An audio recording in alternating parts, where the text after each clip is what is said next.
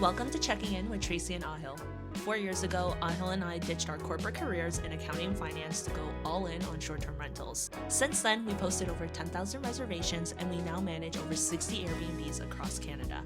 That's mostly in Ontario and all the way to the East Coast. On this channel, we share all the behind the scenes of hosting, the good, the bad, and the ugly. If you're into Airbnb tips, real-life hosting stories, and how to grow your own short-term rental business, you're on the right channel. Let's get into it.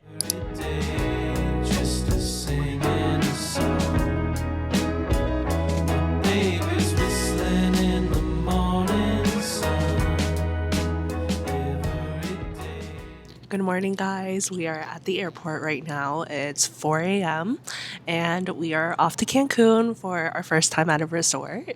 So we're really excited, but also super tired. We woke up at 1:30 a.m. I woke up at 2. Yeah, we only slept for 2 hours last night, and yeah, we'll catch some sleep on the plane, and we'll sleep at the resort for the first day, and ready to hit all the activities the second day. But yeah, we'll show you guys around. We're going to be staying at the Ibero Star. They have so many lines. Which one is it? Ibero Star what? Selection Cancun. Ibero Star Selection Cancun. So we'll see how it goes. It took us so long to decide, really, Ahil, because I didn't even want to decide. There's just so many options. There's like more than 100 options, and even within Cancun, there's like different cities that are close to Cancun. You can go to. First, you gotta nail down like where you want to go. So between Cuba, Dominican Republic, and Cancun, we pick Cancun. And then within Cancun, you gotta pick the area, and then within that area, there's so many other resorts. So yeah, you just get lost in analysis paralysis. But yeah, after many hours of deciding, we finally decided, and we'll show you guys along. So the resort has a really cool app where it just shows everything, and really what we're most excited about is to eat. We are not water people. I don't even know how to swim even. And then I guess he likes some water activities, but I guess he's not gonna do them by him. It's not as fun by yourself. But yeah, we're just looking through all of the restaurants, gonna plan out our trip as well, because I think you found out that some of the restaurants aren't open specific days. Yeah, a couple of them are open week round, but the really good ones, they're only open for 3 or 4 days of the week, and then there's certain time slots. The good thing is about this app or about this resort, you don't need to make reservations, so it's first come, first serve. A lot of the resorts I've heard, like there's a reservation system, and then when you wake up in the morning, first thing you gotta reserve. I find that stressful. Tracy, maybe not so much. But just the idea of He's trying to go on vacation to sleep in is what he's saying. I don't want to wake up at 7 a.m. and be forced to make reservations, So just show up 15 minutes before the restaurant open, and hopefully they take us in.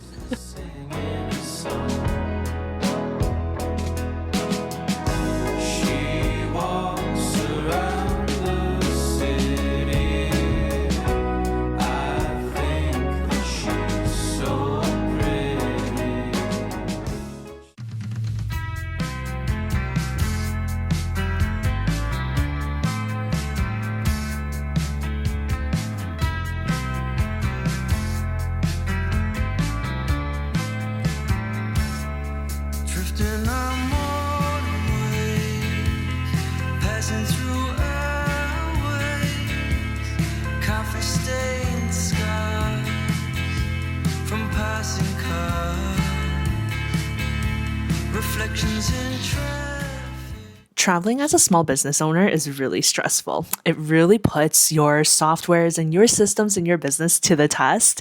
And what I mean by that is that it'll really highlight any weaknesses and any strengths in your business. So in preparation for our trip, we already told our virtual assistants that, hey, what's happening? We may need you guys to cover during certain odd times that you don't normally cover, because we may not have service, and to enlighten them too that we might not be as responsive as we normally are. And so, we're really grateful for them. First off, right off the bat, kudos to them. We could not have done this without them, I would say. Even with all the software, we need the people in our business to operate. We're a hospitality business. Software, robots can't carry you all the way. It's really that human touch, and kudos to our virtual assistants team. We love you guys so much. And so, yeah, they really picked up their pace and their ball with everything. Usually where they've not been as responsive, let's say, we're always monitoring them and we always want them to do as best as they can. So, for example, where response times weren't as good, we're always telling them. But while we were on vacation, we really didn't notice that at all. So, we're so happy with our teams, and it really opens our eyes to take more vacations for this year, next year, and moving forward. We did choose Cancun because we wanted to be in the same time zone, similar time zone as our home, so that we wouldn't see as much disruption. But this trip definitely gave us the confidence to cross larger time zones.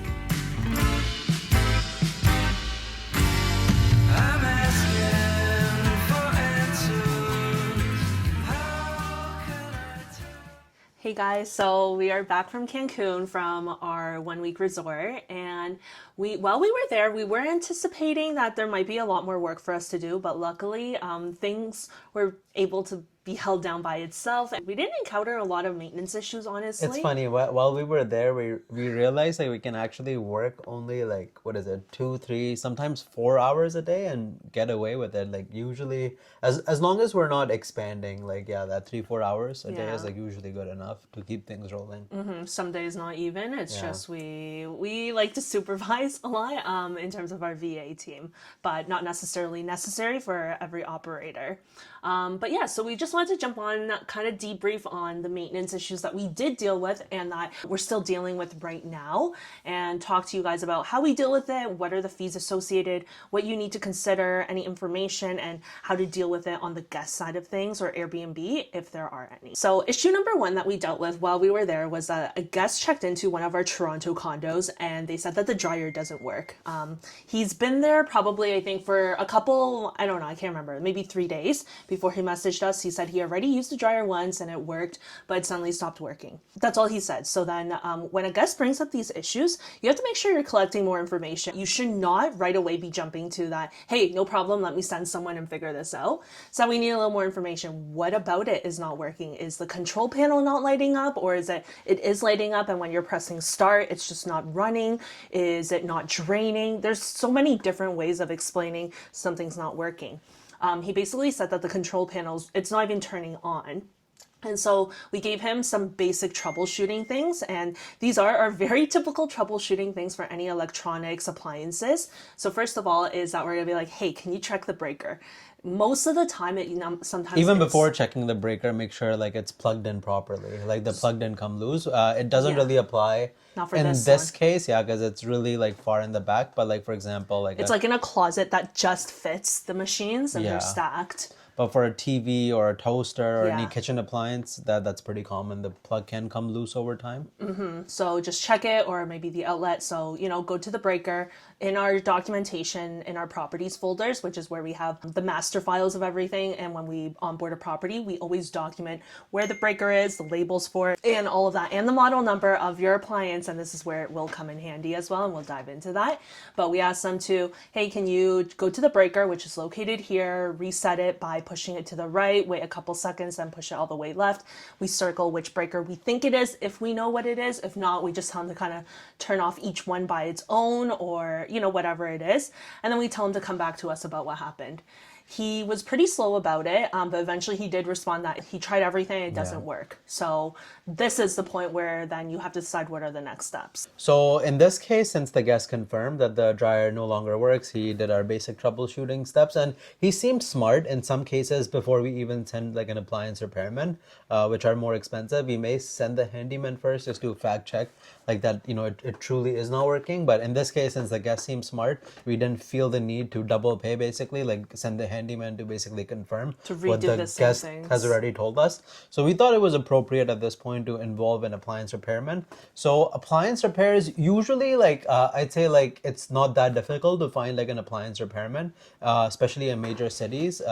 right? There's usually lots of companies on Google that you can find. So this property's in Toronto. We just went on Google, looked up a bunch of appliance repair companies. You start off with the companies with the highest number of reviews and highest number of 5-star ratings, and then you work your way down the list, go talk to them, try and explain to them. Do you call them first? Yeah, I call them, like break it down for them, what the issue is, what the model number is. So that's where like having like all those model numbers come in really handy. I think the brand is the most important, right? That's the first question that they ask. Because usually the parts can be used interchangeably Yeah. between the different model numbers of the same brand, right? So yeah, this was a Bloomberg brand. It's like I called a bunch of companies. What, like 70-80% of them told me that this is a European company, so they don't usually have the parts readily available, right? So as a result, you may have to order like a new part, which may take up to 2 weeks, and then maybe another week for them to get us in and install it. So we're looking at like almost a month to like fix this issue, which is no go for Airbnb. If you've been operating, you can't go 1 month without a dryer. The guests need to use it. That's why they're booking Airbnbs over hotels, because of all these amenities, like using the laundry, using the kitchen, and more importantly, like your cleaner. Every time they go to the property and they do the turnover, all the sheets need to be cleaned. They need to run it through the dryer.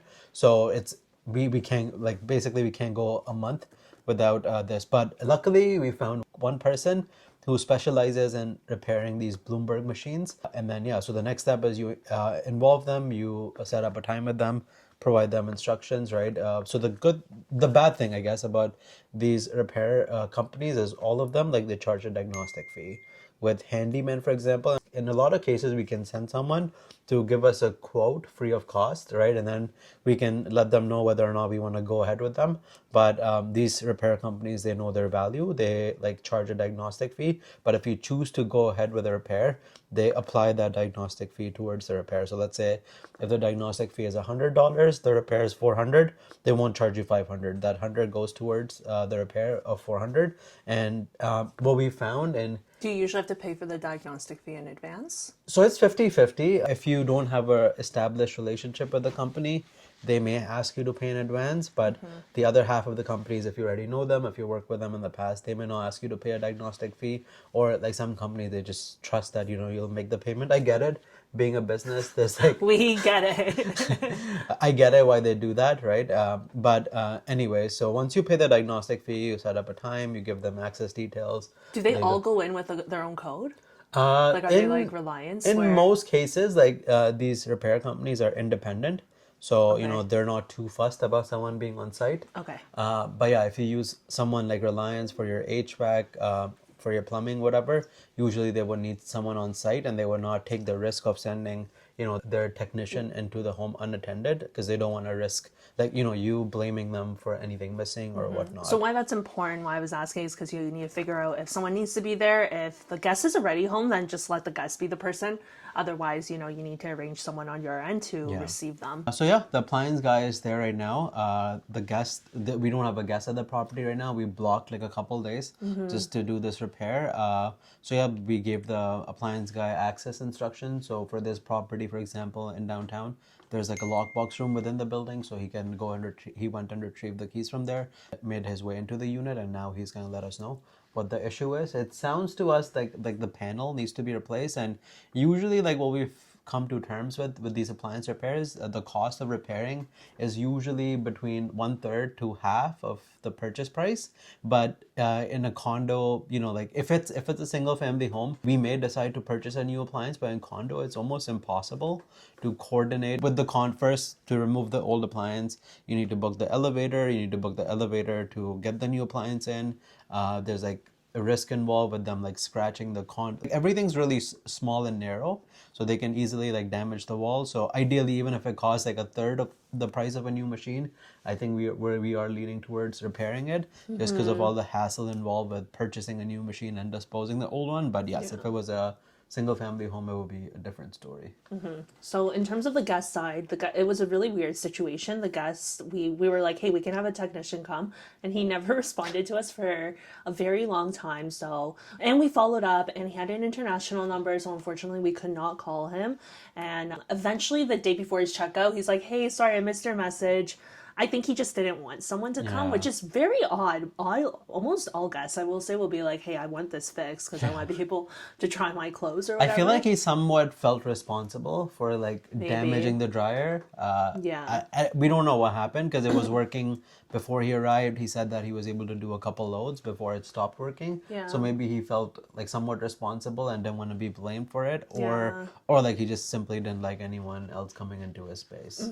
So this is like, hey, so anyway, so we just scheduled it for afterwards. We knew he wasn't really responding, so that's why we blocked the dates. But in a situation, let's say the guest did respond and we weren't able to get it fixed, or the technician wasn't able to go during the guest's visit, you should offer some form of compensation to the guest for the inconvenience, especially for large appliances like this that actually is an amenity that affects their stay.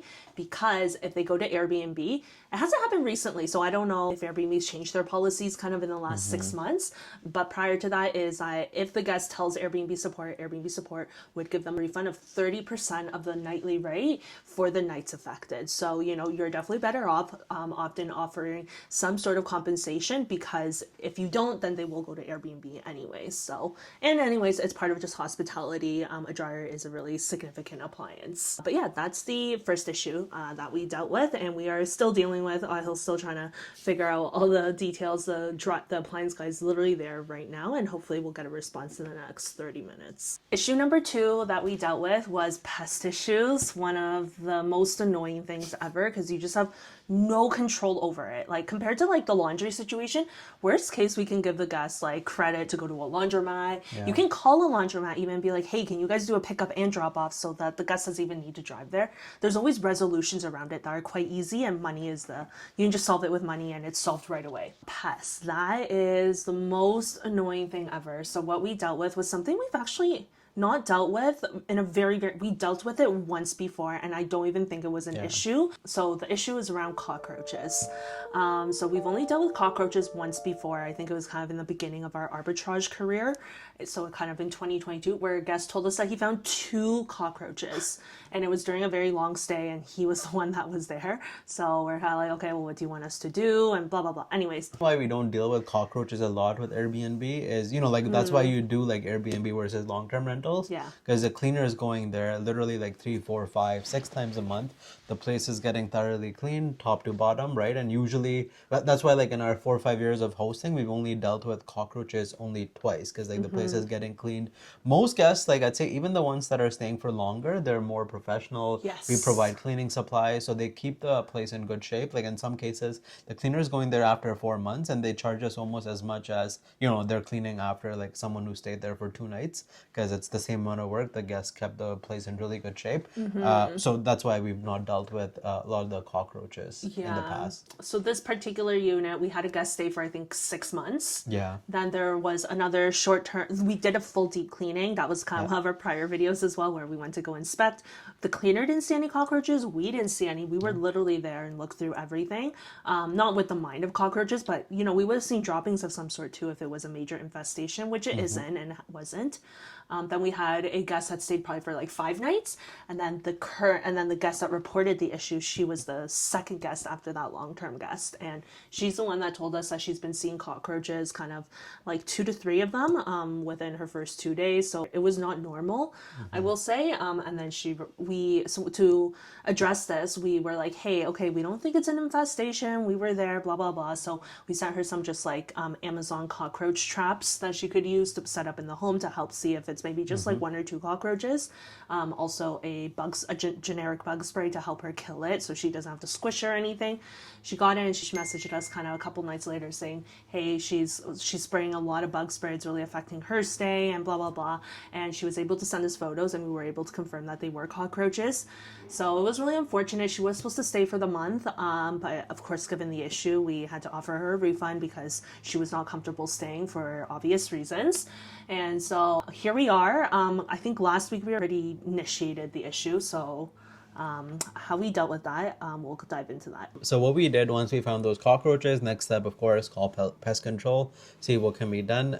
We're always skeptical of Pest Control because their solution to everything is to like, involve them. There's a clear conflict of interest. Subscribe for their annual plans. So yeah, we did call them. They told us, of course, what we expected to hear is that we should get the unit treated. So the thing with cockroaches, similar to bed bugs actually, which maybe we'll tackle in another video. Bed bugs are the worst kind of pests. I hope no one ever gets them. Almost impossible to get rid of. Anyways, back to cockroaches. Pest Control said we should get both units treated. They use the term smoking the nest. So they said that when they smoke the nest in the lower unit, the cockroaches, they don't like the gas, so they'll spread everywhere. So it's best to get both units treated. So if they spread into the upper unit, the product is there to kill them. And they also said that, let's say like if you live in an apartment building, this is still a duplex. Let's say if you live in an apartment building with 30 other units, and let's say if only one unit is impacted, typically what they would do is not only treat that unit, but also treat the unit on the right, on the left, and then top and bottom. So it's very comprehensive. And but the bad thing about treating for cockroaches is that there's prep work involved. So all furniture, all appliances need to be disconnected. You need to pull them at least a couple feet away from the wall, clean behind the appliances. All the baseboards need to be cleaned. All furniture needs to be moved again 2 feet away from the walls, because they're basically applying a product on the baseboards, because that's where these cockroaches go. So that's why everything needs to be pulled away. All the kitchen cabinets need to be emptied out. All the plates, all the cutlery, remove them. All the food needs to be sealed. Because the kitchen's like the most likely cause of it, right? Like where they are. Yeah, that's where they always end up. So yeah, we asked our cleaner, who was kind enough to help us with all this prep work, and then the prep work took about 2 to 3 hours between the two units. Once the prep work was done, luckily we were able to schedule pest control on the same day within an hour of the prep work being completed. We have a good relationship with this pest company. It's funny because you don't want to have a good relationship with a pest company, because that means you're using them a lot. But at the same property, we've dealt with mice, which aren't terrible to deal with. I'd say dealing with mice is if I had to probably choose the a easiest. pest, I'd deal with mice. Rats are a different story because they're much bigger, much more difficult to get rid of. But mice is super easy. Anyways, moving on. So yeah, we have a good relationship with this company. They came in on the same day after the cleaners prepped the unit, and then no one can be in the unit for at least 6 hours after. So we asked the cleaners to go the following day. They left the windows open, which is good. It helps eradicate the smell from the product. So the home can go back to smelling neutral. The cleaners went and found about 12 dead cockroaches, which isn't terrible, to be honest. We were expecting a lot more. It's kind of reassuring though, actually. I had a different feeling because, we kind of just took the guess's word that, hey, there's cockroaches in it. We didn't go to verify, but she did send us pictures. Yes, exactly. That's what I'm saying. Because she did send us photos, and multiple photos, and it was a mix of sprayed ones, squished ones, So we felt very confident that, okay, there are the existence of cockroaches, but it was more of a thing in my head where I'm like, oh, okay, did we overreact? And, there's no infestation. We don't actually have to address it, but we went ahead anyways with the owners' consent, because the owners, I think they also had some prior issue, and some of their other homes are friends and family about how cockroaches can multiply super quickly. But so the fact that we did see dead cockroaches, okay, we made the right decision, and it's good that we're eradicating them now sooner than later. On the guest side though, I would say this guest was very kind. She was so nice. She was very nice and generous. In most cases, I'd say if something like this happens, if a guest is dealing with a pest, they will usually ask for a refund. And then this guest, right off the bat, we offered her to refund for any nights that she does not stay. Yeah. And then she accepted the offer. She was understanding. Hey guys, I understand this is not your fault. You did everything that was in your power, by sending bug spray, by sending the traps. And she didn't really say anything that I'm gonna leave you a bad review. We kindly asked us to not leave us a review, right? Because it's not in our control. And she agreed to it. So yeah, because we are addressing it, right? It's not that we're telling her hey, please don't tell people because we don't want them to not book us for this issue. It's that we are fixing it and the house will be back to normal. And going back to what Ahil was saying, some other guests might take the advantage, when he's saying they would ask for a refund, it's that they would ask for a refund of their entire stay. So let's say it's halfway through her stay and she's I want full refund of everything, then that's kind of where we're we understand, but it's not doable at the same time. So, but of course what's fair is that we're gonna refund you everything that you're not going to stay. And I think we gave her one free night, and right? maybe a So, little yeah. more, exactly. But to give an entire reservation for free with the cleaning fee, that's just a little hard on us. That's unreasonable. I feel like the guest, like, again, depends how long their stay is. Her Yeah. stay was a month. Yeah. So, like, again, if she's asking for a full refund, I think that's unreasonable. But if someone's only staying for 2 or 3 nights, it happens on their first or second night, then in that case, we understand why they're asking for a full refund. So, again, every situation's different, which is what we keep saying all the time. I know. Anyways, so and the. then make sure you're planning for the next few days, couple of weeks. Yeah. Talk to Pest Control about what the situation looks like.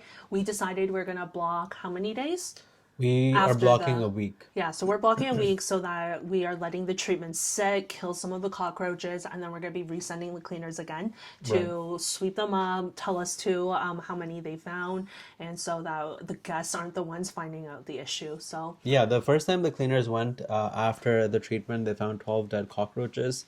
Then they went after a couple days and they found 6 dead cockroaches. And what Pest Control told us is, it could take up to a week to completely kill all of them. And every subsequent day, you're going to find less and less cockroaches. Like, what they told us is holding true. So that's good. And hopefully in another 3-4 days, this problem will be solved. So like we said, luckily there were not a lot of maintenance issues while we were away. But the last one, which is just more routine, was battery changes. Yeah, so it happens quite a lot because we use these smart locks. We use the Schlage encode at most of our properties, and then our second one that we use is the August lock and all the condos that we operate in. And then usually the batteries need to be changed every 3 to 6 months, right? Depending on Ahil says that, but I really feel it's like every 2 to 3 months. That's because we have like so many like locks. We have like 50 or 55 smart locks between the 65 units. So yeah, like it's just bound to happen, right? Anyways, we have like we're signed up with Hospitable, right? That's our PMS, and as part of that subscription, there's like a full devices dashboard, and then someone on our team, it's their responsibility to check the devices dashboard, which shows the battery percentages for each of the locks, right? And then there's also a way in which you can set up notifications on Hospitable. So if the battery level goes below our thresholds, below 40%, right? Because once the battery level goes below 40%, you still need some time to sort that issue, right? So for example, whether or not the cleaner is going to do it, if the next guest is staying for more than 2 weeks, then in that case, we're going to usually ask the guests for their help. I'd say like we've asked more than 100 guests for their help with changing the batteries, and no one's ever really complained about it. I know like some people... As long as you're providing the batteries. And you provide instructions, Yeah. I'd say like a lot of people, they might send someone or go do it themselves, but usually we've not really had issues asking for guests' help. Ask them in a nice way, provide instructions, provide them with batteries, and most people are happy to help. In some cases, like some of our guests were so nice, they even bought the batteries to do it. And then they were some of them were actually expensive, like those cylindrical batteries as well. So some people are really nice, and which is why we keep on doing it. Yeah, I'd say the only issue we've ever had is more when it's much older guests that are staying and very reasonable. They're just not used to technology, so they're not comfortable doing it. And in those cases, we never push. Just say no problem. Can my team come over tomorrow morning? And just get that consent, and someone can do it. Yeah, we would never ask guests to like change batteries like for complicated things. For example, August has a keypad. We use another August lock at a couple other properties, and then there's like this keypad. You have to like poke like a screwdriver or something on the bottom, remove the cover. So we would never ask guests to like do those kind of things. But if it's a simple like the Schlage encode, the cover just comes off and then the battery just slides off, and then you just replace it. Same with the August lock that we use in the condos. Like it's a simple pop cover, so we just use that. Super easy. And then our teams have a template as well on how to ask the guests, and in each of those templates we have a quick YouTube short that we found online on how to change the Schlage encode, how to change the Yale August lock batteries, and we send that in addition to written explanation. So it's bullet 1, 2, 3, 4. So guests have both options about just reading how to change it and also the visual. Right. So apart from changing the batteries in the smart lock, there's stuff like changing batteries in your cameras if they use them. Our ideal now, like we've switched to using solar powered cameras at almost game changer. all our new properties. That's like one less thing to worry about. So good. We use a variety of them, but here's an example of one that we just get off of Amazon. The best return on money and your time and peace of mind. But if you still do have batteries, so how we operate, like having spare batteries, is it's a bit of a mix. We haven't standardized it quite yet. But for our best properties, we have like a book there that it's actually a lock. It looks like a dictionary. When you open it up, it's actually a safe, has a quick combination lock on it, and inside we keep batteries in there. So in our back end documentation, we have where that's located and all of that, and our team knows how to direct the guests to that box. But let's say you don't have any spare batteries in the unit at all, or you can tell them to go to the supplies closet too if you know where that is. But if your supplies closet is a bit messy or something, you may not want to do it. So instead, what we do is we just order off of Amazon. It's quite cheap and it delivers in a day. So or Instacart if you need to be, if it needs to be changed the same day. Amazon's the best though. So yeah, just do that and just let them know, hey, you're gonna receive an Amazon package with the 4 AAA batteries. It'll be addressed to whatever name. Just make sure you put the name too, because sometimes when people don't recognize the name, they'll be like, oh, I'm not opening that. So just make it super clear, and then have your team track it in their own tracker as well. Whatever software you use, we use Monday.com to check with the guest on that ETA if they received it, and to make sure then you are double checking on your end that the battery levels are refreshed. So that wraps about it for the major maintenance issues that we had to deal with. Not a lot, super lucky, but we've definitely dealt with whole handful of maintenance issues. We have a full property management tracker that we maintain as well, and we'll keep talking you guys through some of the other issues that we deal with, how we deal with it. But if you guys have specific maintenance issues, how you should be dealing with it, or you have advice on how we can improve how we dealt with the issues that we talked about, please let us know. We're always looking for ways to improve, but that's the way we've settled on so far. But anyways, we'll keep talking about some of our other pest issues. That's something I think is the biggest shocker to us. When I started Airbnb, I did not have any idea that we would be dealing with this many pest issues. But yeah, anyways, back to the regular programming. Hey guys, we're on our way to our dinner reservation at Hibachi, which is, I think... He's very excited for the dinner. I'm not. So far the food's been mediocre, to be honest. But mediocre on a good day. And this is supposed to be one of the 2 restaurants where you actually, I think the only restaurant that you have to make reservations for. And luckily when we arrived, there was a dedicated, I don't know what you call him, but a supervisor that helped us make the reservation, and we're on our way. And I think this is one of the more desired ones, or the ones that people say is really good. So let's see.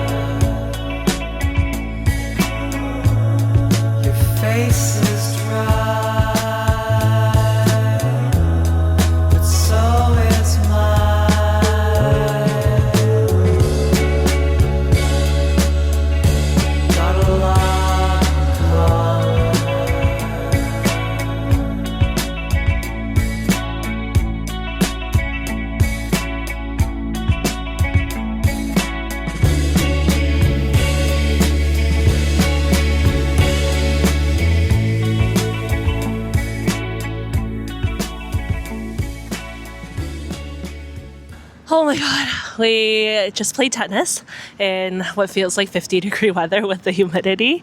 We're literally drenched in sweat. Thank God we're under this canopy here that's on the courts.